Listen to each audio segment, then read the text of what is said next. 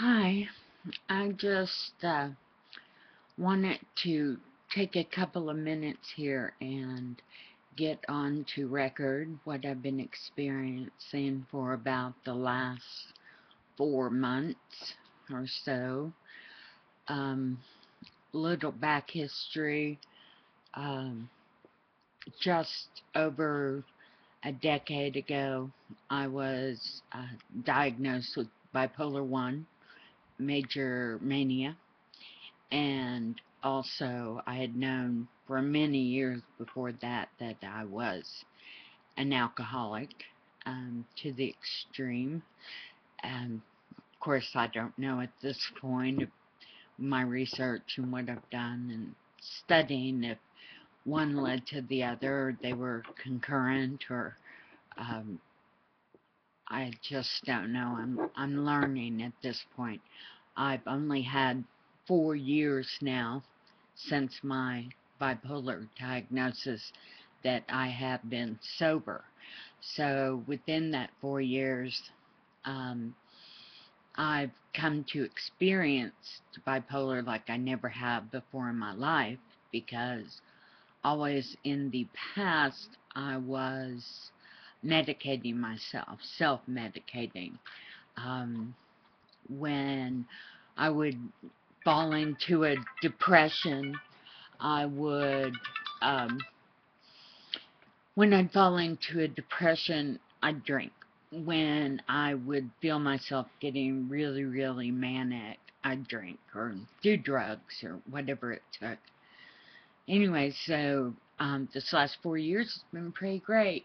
Uh, Sober, pretty happy. Not much depression, but that was never really my deal. Not heavy depressions, little ones here and there, but it was really the mania that I always worked to suppress, or that really got a hold of me.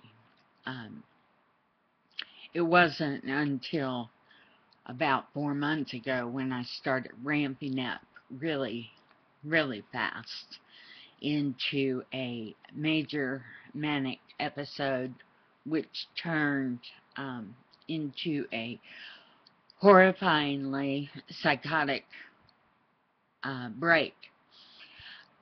The psychosis itself took about a week to really build up, maybe 2 weeks, and during that time, I was seen hallucinating almost consistently, everything, everywhere. I would not wear my glasses, trying not to hallucinate, and well, that didn't work.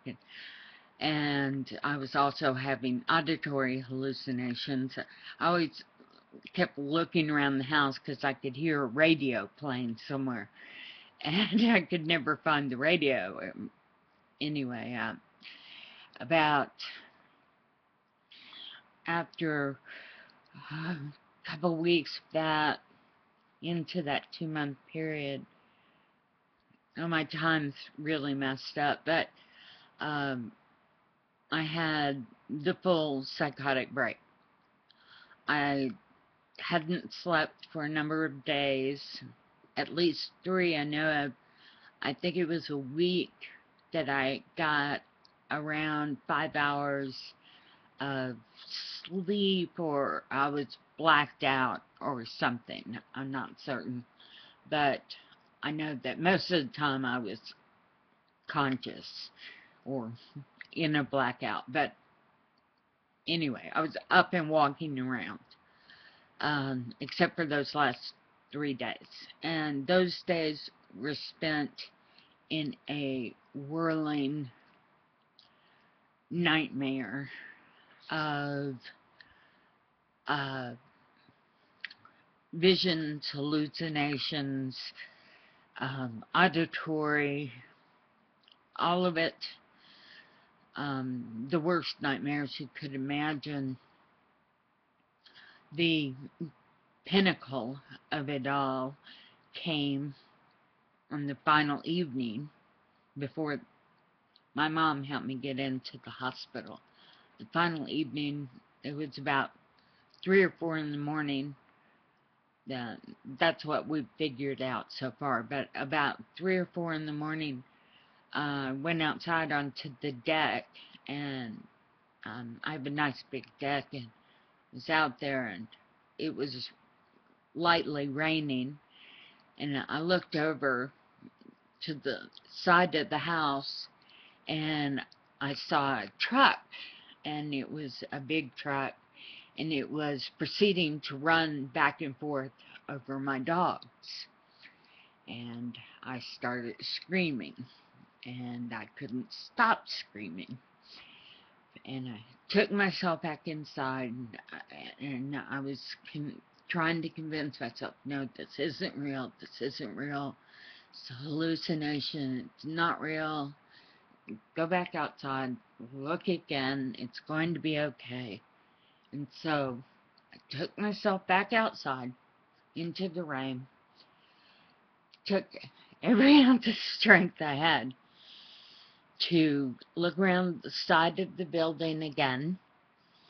This time I saw a friend of mine strangling her dog.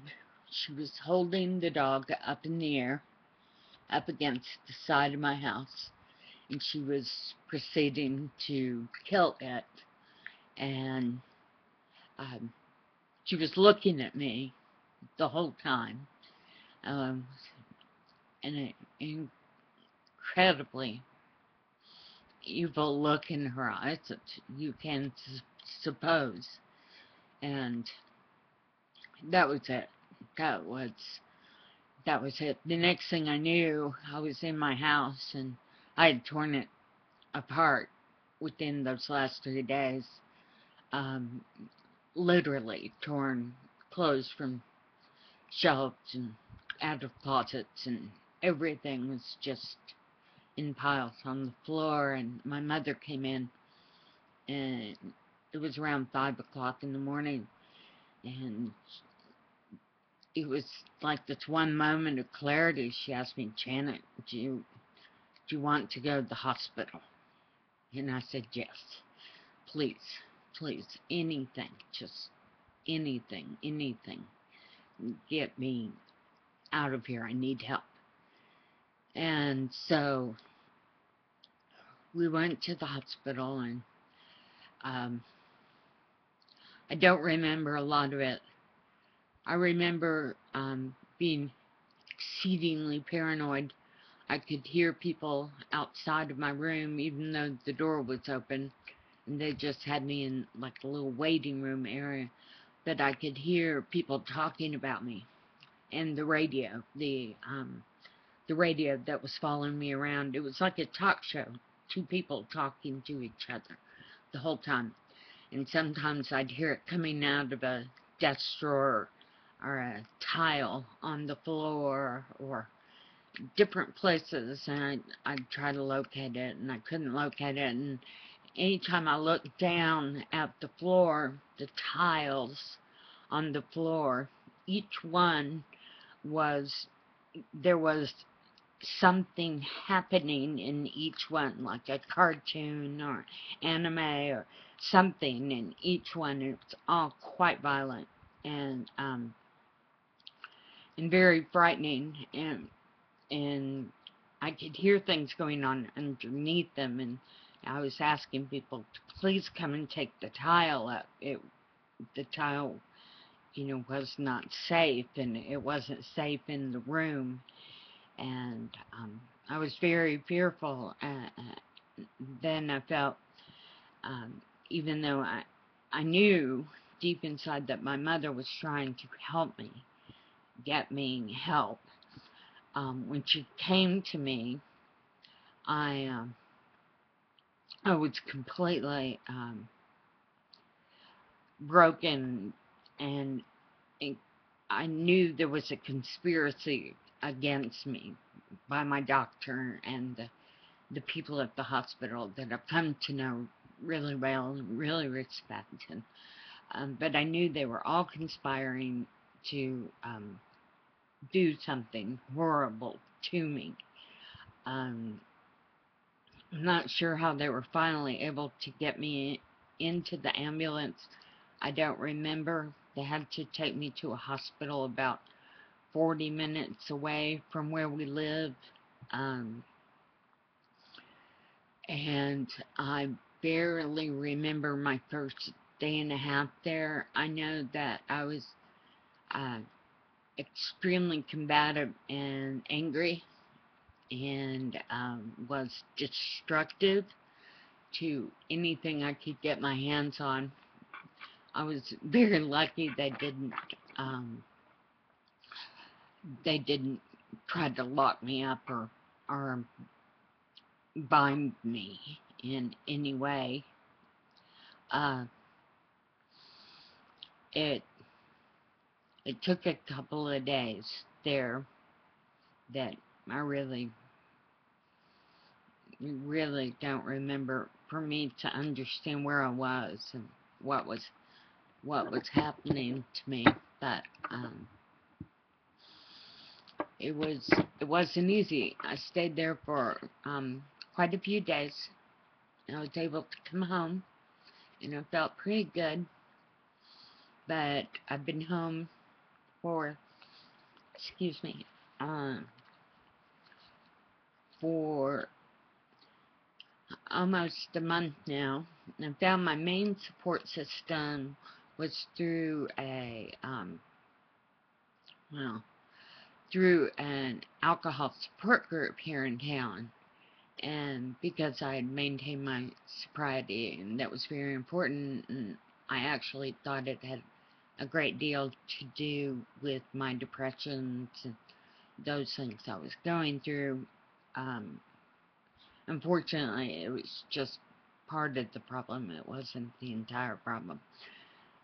But, and again, unfortunately, I found that these people in this fellowship I had come to depend on were in no way prepared for me to speak of the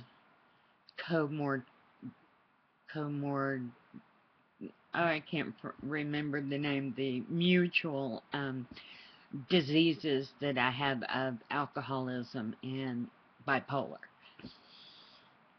And they were uncomfortable. I was asked, actually, to my face, to not speak of my bipolar again while in a meeting. I felt abandoned by the fellowship, and I still feel that way. I have a few friends left who are supporting me, who understand, but not many. It's become really hard. I spend a lot of time alone. I'm lucky I have a loving family and a couple of great dogs and some good hobbies that keep me happy. Um, I'm having bad reactions to medications, so I'm being taken on and off different medications. I can't take any antidepressants right now because they send me directly into a manic episode. The manic, major manic medications I'm taking are also equally having an ill effect on me. So I'm spending a lot of time just kind of knocked out. I read and watch TV. That's what I do right now. Not much else. I just wanted to get a record of this for me to see. Maybe share it with a friend or two. Okay. Thank you. Bye.